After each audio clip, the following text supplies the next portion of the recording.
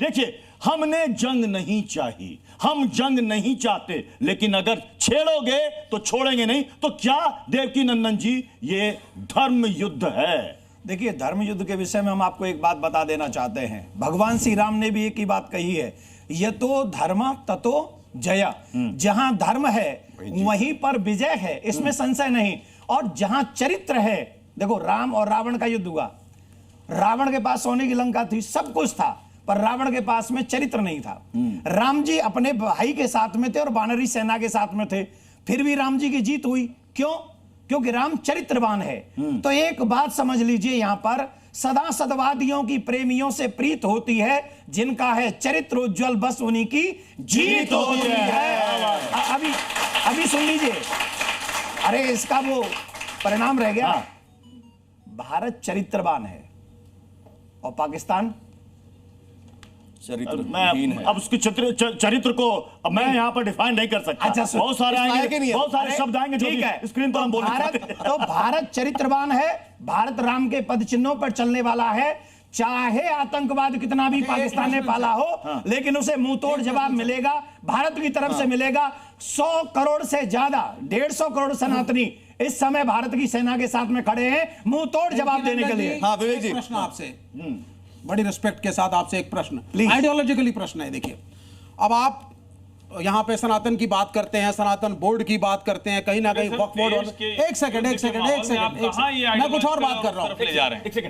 अगर आप क्यों डिबेट कर रहे हैं? मैं कुछ और, अगर एक अखंड भारत जिसकी वकालत आज आप कर रहे हैं, आज बात हो रही है बिल्कुल, मैं अखंड भारत की बात कर रहा हूं। मैं अखंड भारत की बात कर रहा हूं। आज आपने अखंड भारत बोला जी, उस अखंड भारत में आपके 25-30 करोड़ मुसलमान और आएंगे पाकिस्तान से, जाने दो। क्या आप तैयार हैं उन्हें संभालने के लिए? नहीं, आपको अरे जब हमने आप जैसों को संभाल रखा है तो उन्हें भी संभाल लेंगे। आप चिंता मत करिए, हम सबको संभाल लेंगे। अखंड भारत होने दो। आपको कोई सर, जब युद्ध की बात होती है, जब युद्ध का माहौल होता है, तो ये आइडियोलॉजिकल बातें की जाती हैं या आतंकवादियों को मारा जाता है?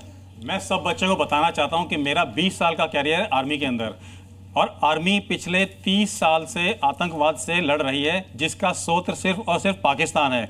हमने कितनी जानें खोई हैं, हमने कितनी कुर्बानियां दी हैं, ये आप सब जानते हैं। अगर मैं अपनी बात करूं तो मेरे पास 3 गैलेंट्री मेडल है और मेरे पास 11 किल्स का रिकॉर्ड है। और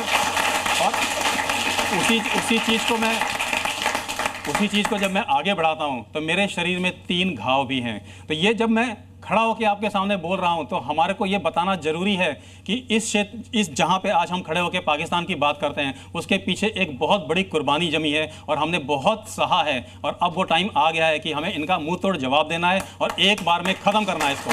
जोरदार तालियां, जरा जोश आना चाहिए। पाकिस्तान पूरी दुनिया में इकलौता ऐसा देश है जिसकी बुनियाद ही हेटरेट पे रखी गई है। और जितनी भी एक्सरसाइज में और जितनी भी वॉर्स में पार्टिसिपेट किया पाकिस्तान ने, हमेशा ही मार खाई है। लेकिन पाकिस्तान की जनरल्स के तगमे बढ़ते ही बढ़ते जा रहे हैं। और सबसे बड़ी चीज जो अभी आप देखेंगे, पूछेंगे हाँ, वो तमगे कौन सा वीडियो गेम खेल के जीते उन्होंने? कौन सा युद्ध जीता? तमगे इतने कहां से आ गए? सर ये सही बताइए, उस फौज ने कोई युद्ध कभी नहीं जीता, हर इलेक्शन जरूर जीती है अपने देश में। तो ये इलेक्शन जीतने के मेडल हैं जो वो इलेक्शन में भी बेईमानी करते हैं। पाकिस्तान का सपोर्ट करेगा, चाहे वो कोई कंट्री हो, यूएस हो चाहे चाइना हो, चाहे कोई और हो।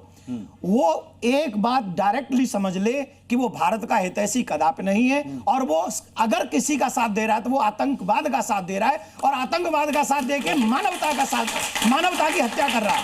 तो एक सेना सिलटाए देगी भाई कोई ना पूछेगा। प्रत्युष, इसमें एक शब्द और ट्रेंड हो रहा है, गाजा बना देना चाहिए। जो हाल गाजा में किया गया हमास का, और ये इसलिए कहा जा पाकिस्तान में रहा कर देना है चाहिए। कि जैसे पाकिस्तान में लगातार ड्रोन अटैक हिंदुस्तान की तरफ नाकाम कोशिश की गई, बिल्कुल हमास की तरीके से। सर, उनके पास ड्रोन है, हमारे पास द्रोणाचार्य है सर। सर, जो उनके ड्रोन हैं, खिलौने जैसे जो उनके ड्रोन हैं, उसके बारे में आप कुछ अभी चर्चा कर रहे थे शो से पहले, जरा बताएं उन ड्रोन्स के बारे में। उनके ड्रोन अपने आप गिर जाते हैं, उड़ते नहीं हैं, क्योंकि वो चीनी माल है। जो ईंधन भरा हुआ है वो भी फ्रॉड है, इंजन निकाल लेते हैं, पानी भर देते हैं। कहां से चले तो चांद तक वरना शाम तक। तो ये इनसे एक सवाल मैं पूछ सकता हूं? वन क्वेश्चन, 200 साल तक दूसरों ने हमारा भविष्य लिखा था जब विदेशी हुकूमत थी। याद है आपको? पढ़ा होगा, आपकी उम्र उतनी कहाँ है कि आपको याद होगा, लेकिन आपने पढ़ा था। लेकिन अब नहीं, अब ये इंडिया नहीं है, ये भारत है। अब इसका भविष्य कौन लिखेगा? मैंने नहीं सुना, कौन लिखेगा? जोर से कौन लिखेगा? वादा करते हो? दोनों हाथ उठा के। ये तो गौरव, ये तो हिंदुस्तान का फ्यूचर है, भविष्य है। मैं इन लोगों से पूछता हूं, पाकिस्तान का क्या भविष्य नजर आ रहा है? जरा जोर से बोले। जीरो। क्या नजर आ रहा है? क्या नजर आ रहा है? बिल्कुल ही नहीं है। खत्म। कंगाल कंगाल कंगाल कंगाल कंगाल कंगाल कंगाल खत्म खत्म खल्लास जीरो। Bye bye Tata.